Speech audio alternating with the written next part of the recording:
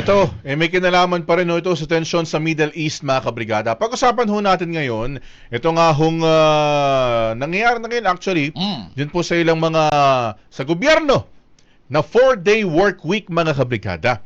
Ito nga ho ay dahil nga ho sa pagsirit sa presyo ho ng mga produktong petrolyo nang sa ganun, mga kabrigada, mas makakonserve tayo ng energy, yung fuel consumption natin, mga kabrigada, at para hindi na ho tayo higit na mahirapan. Oh, pero hindi lahat ng mga opisina ng gobyerno nag-o-observe diyan, Brigada Gabs. Mga public schools hindi pa sakop niyan. Correct. Oh, at saka mga private sector hindi Wala sa pa. private yan, mga kabrigada. So, merong ilang mga grupo na hinikayat na dapat sa mga private sector, ipatupad na nga rin itong 4-day work week. O kung hindi naman kaya, mga kabrigada, kahit yung hybrid work setup kung kinakaya doon sa kanilang industriya. Na halimbawa, yung ilang araw, report to office, yung ilang araw, sa bahay na muna, kung maka-accomplish naman yung mga tasks na kinakailangan.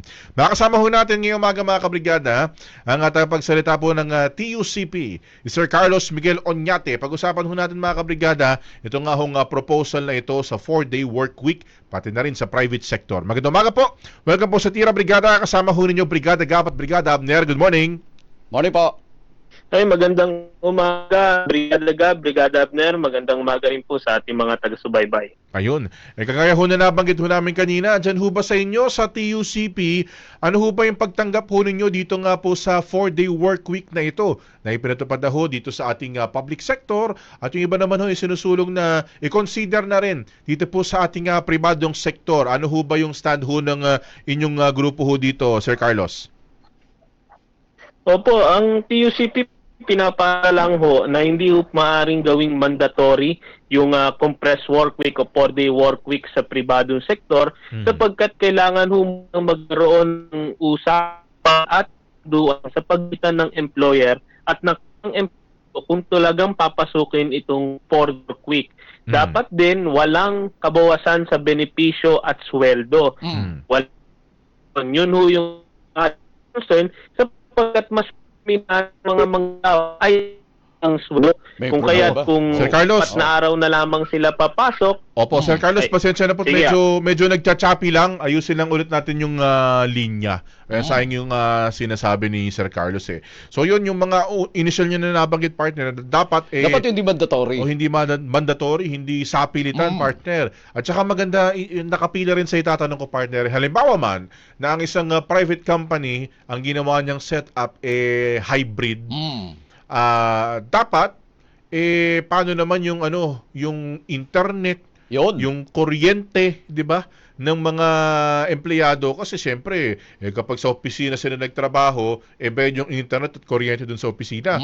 Paano naman yung kapag ikaw ay nagtrabaho dun sa mga bahay na, 'di ba? So isa rin yun sa mga nakapila ko na itatanong kay Sir Carlos Oñate ng TUCP. 'Di ba, Brigada Gabs, kapag kinompress mo yung trabaho, ang epekto nun sa mga nasa private sector, baka naman mabawasan yung kanilang sweldo, 'di ba? Kasi no work, no pay. Ang dami yung ganun yung set-up, kabrigada, kapag walang trabaho, walang sweldo. So ibig sabihin nun, kapag 4 na araw sa isang linggo yung kanilang trabaho, iba ka 4 times daily rate lang. Correct. Brigada Gabs, yung kanilang tatanggapin sa loob ng isang linggo. Balikan natin, Sir Carlos, pasensya na po, inayos lang ho natin yung linya. Malinaw na ho ba? Yes sir, malinaw na po. Ayun. Okay, na lang hulit yung nabanggit natin kanina, Sir Carlos.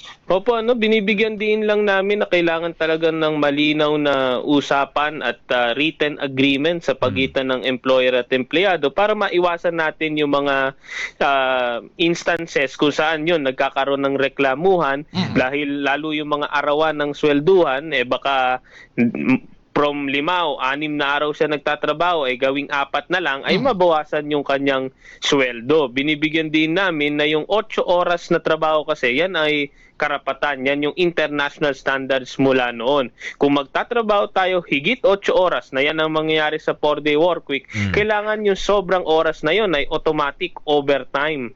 Overtime pay yun dapat. No? At syempre sa mga industriya na labor intensive, kagaya ng manufacturing, construction, mining, hindi ubra talaga yung 4-day work week, kasi tataas lamang yung tsansa na maaksidente o bumaba yung productivity no ating mga manggagawa sa mga industriyang iyon. Ayun na nga kasi siyempre mas mahaba yung oras sa tatrabahuhin nila sa isang araw siyempre mga hindi iniiwasan dyan partner yung mga baka ma-burnout sa trabaho, 'di ba? Masyadong pagod sa trabaho. Pero ano ho ba yung pinaka-ideal na setup dito, Sir Carlos? Kasi 'di ba hindi raw yan dapat i-consider na overtime kung magiging 4-day work week kasi yung oras na ipapasok nila beyond their original working hours ipag-a-add yun hanggang sa mabuo yung isang buong araw ng trabaho. So hindi raw ito mako-consider na overtime. Pero magiging 5 days pa rin kunwari yung magiging pasok doon sa kanilang mga payslip.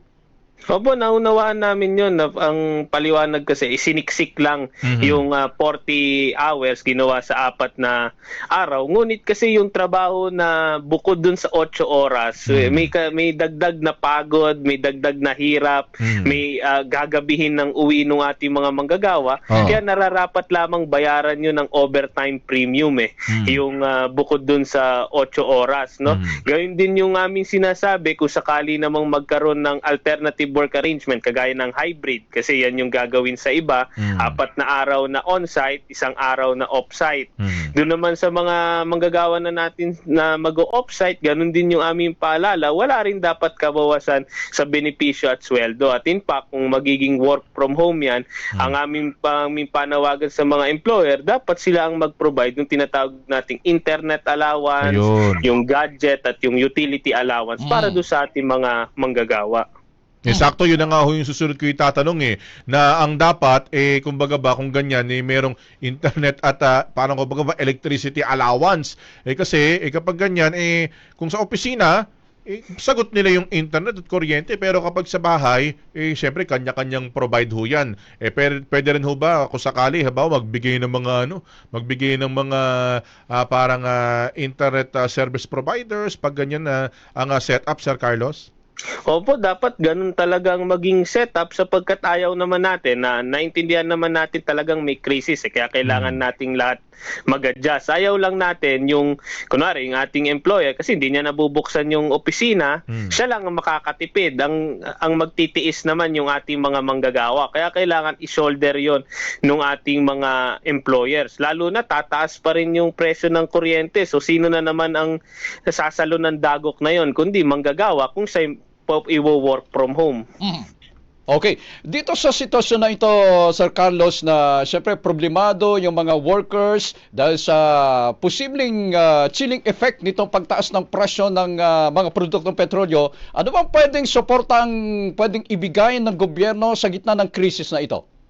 Opo, wini-welcome naman namin lahat ng pinag-aaralan ng pamahalaan, lalo yung libreng sakay, wini-welcome namin yan, pati yung fuel subsidy.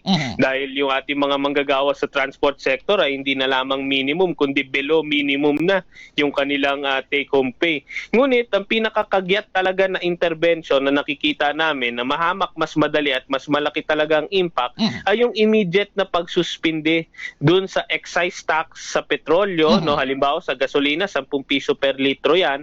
At pati yung pagsuspend muna ng value-added tax, 12% VAT sa kuryente. Kasi yan ang susunod na tataas na naman in the coming weeks. Gayun din, nananawagan din kami sa pamahalaan, lalo sa Pangulo, na baka napapanahon na muling pag-aralan yung aumento sa sweldo, yung legislated wage increase. At kung hindi man po yan, ay atasan yung ating mga regional wage boards na magbigay na lamang ng emergency cost of living allowance, yung ECOLA na tinatawag natin, 100 hanggang 200. Hamak mas magaan po yan sa ating mga employer kasi hindi magpipigure in yan doon sa basic pay, overtime pay o kung anumang benepisyo. Talagang literally siya emergency allowance para salbabida naman doon sa ating mga manggagawa. Pero nabanggit pa ninyo na immediate suspension ng excise tax, ng VAT, pero under the law, hindi po magiging immediate kasi dadaan po yan sa Kongreso. Yung kumbaga pagbabago doon sa train law at doon sa revenue code ng ating bansa, Sir Carlos, so dapat may mga pagkilos, may mga move dyan sa Kamara at saka sa Senado. Opo, sa katunayan, no, both House and the Senate may mga filed legislation na po mula noon. In fact, yung sa TUCP patungkol do sa value added tax sa kuryente, last year pa yun naka-file. Ang pwedeng gawin ng pamahalaan o ng pangulo is certify as urgent niya itong mga panukala na ito. Kung talagang kagyat para talagang seryoso tayo na ipapasa natin itong mga legislation na ito para mabigyan siya ng kapangyarihan na tanggalin kaagad itong buwis. Pero aside from that, siyempre pinag-uusapan natin yung kagyat, yung kaagad na pwedeng isuporta ng gobyerno. Yung fuel subsidy na hanggang ngayon, hindi pa naibibigay doon sa mga vulnerable sector. Kapag binabanggit natin vulnerable sector, yung mga magsasaka, yung mga fisher folks, yung mga nasa transport sector, Sir Carlos, yun yung mga pinakaunang dapat tinutulungan ng gobyerno.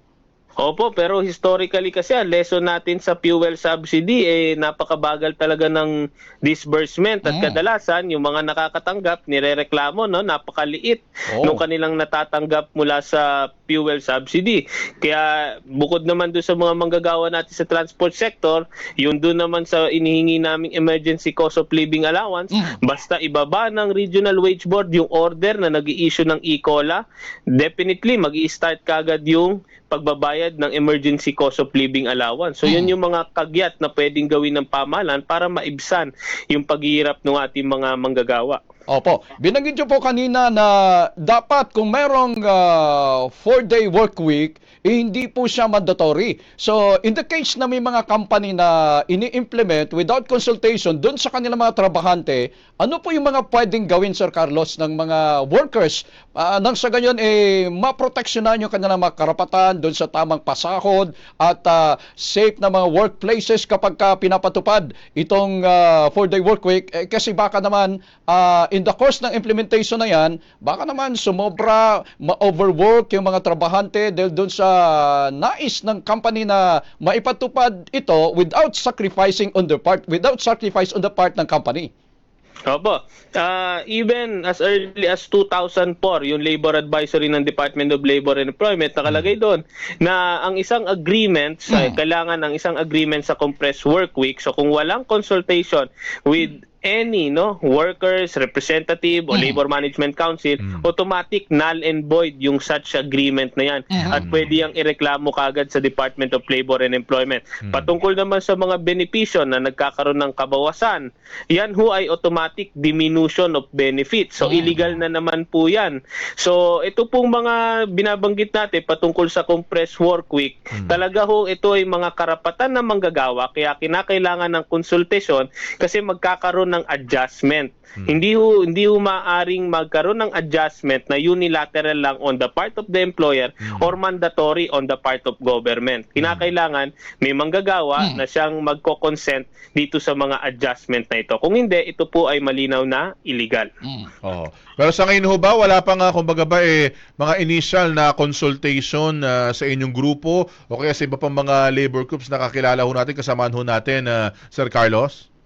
Ang magiging consultation kasi nito po ay per enterprise, per kumpanya ho ang konsultasyon na ito, walang national consultation on this matter sapagkat merong existing labor advisory at yung bawat kumpanya na ngayon, bawat workplace talaga ang magkokonsulta within themselves, pero on the part of sa TUCP, lagi namin pinapaalala ating mga manggagawa, kung sakali nga magkaroon ng compressed work week na setup, kailangan it is also favorable on the part of workers. Hindi lang tayo dapat yung pinagsasakripisyo, pinagtitiis sa gitna ng krisis na ito.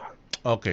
Balikan ko lang itong ating work from home setup, 'di ba? Yung ilan nga ho, sakali man na mapagbigyan, Sir Carlos, 'di ba? Yung iba kasing companies, in fairness sa mas ibang companies partner, nagbibigay sila ng kahit hindi utilities allowance, yung data allowance para kumbaga ba makakonect pa rin sila sa internet. Pero ideal din ba yung work from home talaga? Kasi meron akong mga kakilala na sinasabi, "Uy, sarap kasi work from home lang." Pero parang eventually sinasabi nila na sarap lang, sa una lang masarap kasi parang pagdating ng mga ilang linggo na work from home ako, ang dating parang hindi ko na nararamdaman na nasa bahay ako kasi parang siyempre kapag nagtatrabaho ka sa opisina, meron kang may distinction, may boundaries na ito, trabaho, ito bahay-bahay. Yung iba nahihirapan daw Sir Carlos.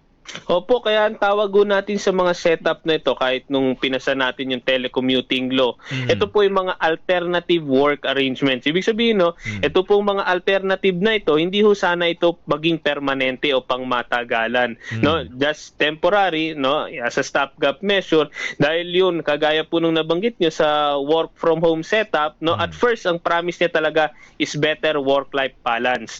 Pero habang tumagal, nawawala na yung distinction between work and life, no? Kaya pinapaalala rin natin, no, sa ating mga employees na pinag-work from home yung kanilang manggagawa, sana i-respect naman natin yung kanilang right to disconnect din. Kasi yan ang usual na Ayun, yung right to disconnect. Na-disconnect din si Sir Carlo.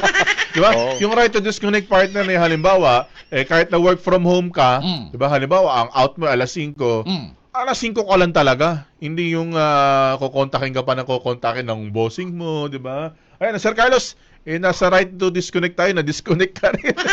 Ano po ba itong right to disconnect na ito, Sir Carlos? Hindi ho ito yung pag-disconnect na nawala sa telepono, no? Yung disconnect ko na sinasabi natin, kapag kayo po yung nagtatrabaho 8 oras, after ng 8 oras, hindi na ho kayo dapat gambalain ng inyong employers.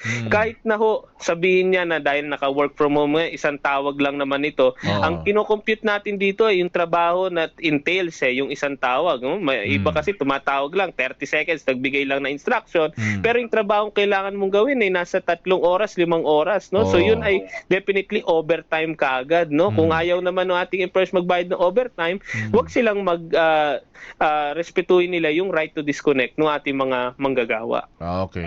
Sige po, with that, Sir Carlos, maraming salamat po sa oras na binigay ho ninyo sa aming ngayong umaga at syempre nasa likod ho kami ng mga manggagawang Pilipino. Thank you very much po at mabuhay po kayo. Maraming salamat din po at mabuhay po kayo.